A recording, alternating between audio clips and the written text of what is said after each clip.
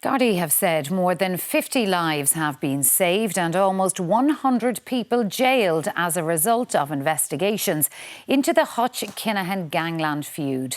It's 10 years today since the murder of David Byrne at the Regency Hotel in Dublin. None of the 6 gunmen have been convicted.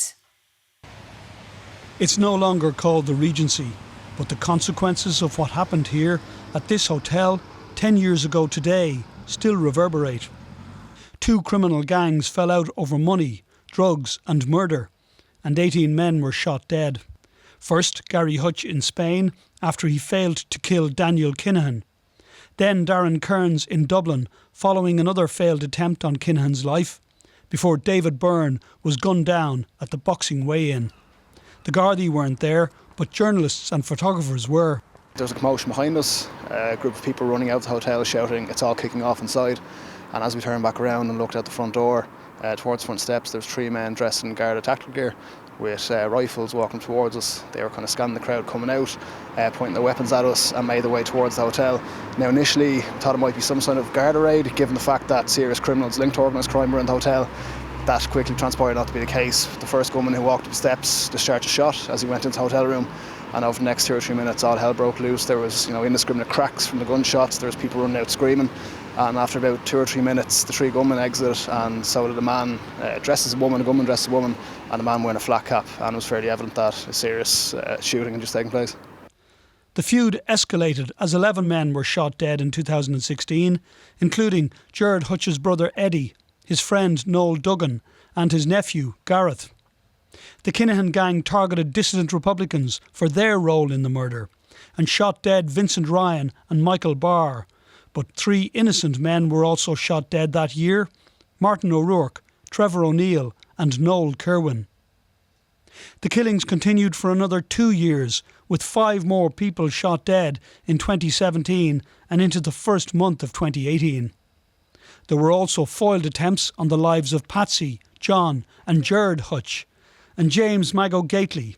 Gardaí say they saved 51 lives. There's 98 people have been convicted in our courts of various offences and serving quite long sentences, and those sentences are for murders, attempted murders. There's people convicted of directing and facilitating organised crime. We've people convicted of drug trafficking, firearms offences, money laundering, etc. And some of those people, particularly some of them who have been convicted of directing organised crime, are, by the nature of the offences themselves, very, very senior people within the organisation. 5 men were jailed for their roles in the murder of David Byrne, but none of the 6-man hit team were convicted. Gerard Hutch was found not guilty of the murder. The trial of his nephew, Patrick Hutch Jr., collapsed after the senior investigating officer took his own life, and Kevin Flatcap Murray died before he could be put on trial. The leadership of the Kinahan organised crime group fled to Dubai, where they still live, in spite of having been sanctioned by the US authorities. Many lives have been lost in the last 10 years, and many others have been destroyed because of this ongoing murderous feud between the Hutch and the Kinahan organised crime groups. The Spanish authorities say that Gerard Hutch remains under criminal investigation and the charges for alleged money laundering are still being considered. The Gardaí here say that files on the leadership of the Kinahan organised crime group are still with the Director of Public Prosecutions. Paul Reynolds, RTE News, Dublin. Well, Dublin's northeast inner city was the stage for many of those gangland murders. A decade ago, a task force was set up to rejuvenate and make it a safer place. Our reporter Diane Connor has visited the area to see how it has changed over the past decade. A patrol car drives slowly along Sean McDermott Street, a regular sight during our visit to the area. Despite this, we do see drug dealing on the streets. You can say, yes, there has been an increased Garda presence, but then you could also say that there's been an increase in crime.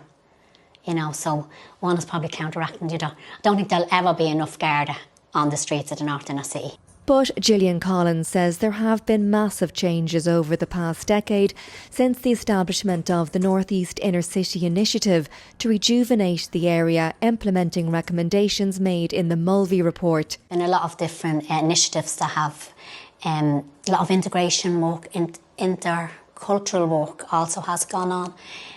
The different projects and the different youth services. Places I grew up in, the likes of the NYP2, which are Neighbourhood Youth Project 2. You have Casper, you have multiple other youth projects around the area which do help combat that area. Like, they got me off the streets. Like, I never did anything, I was a quiet person, but they do. There's a lot of help there. City Connects, funded by the NEIC, is a pilot programme to keep children in education. We offer a system where our coordinators review every student every year. They then come up with an individual plan for each and every student. It is tailored to their needs. Big on in City Connects is trying to give as many opportunities to children to try new things and maybe find new passions. In the schools then we've seen higher attendance levels and things because the students they want to be in school, to be doing all the activities that they've expressed interests in. The Malvey report described the area as neglected and run down and said it needed to be transformed into an attractive environment. A number of projects have been carried out, including here in Liberty Park. But despite a recommendation to restore Aldborough House, it remains derelict. So while a lot has been done in this area, there is still more to do. Diane Connor, RTE News in Dublin.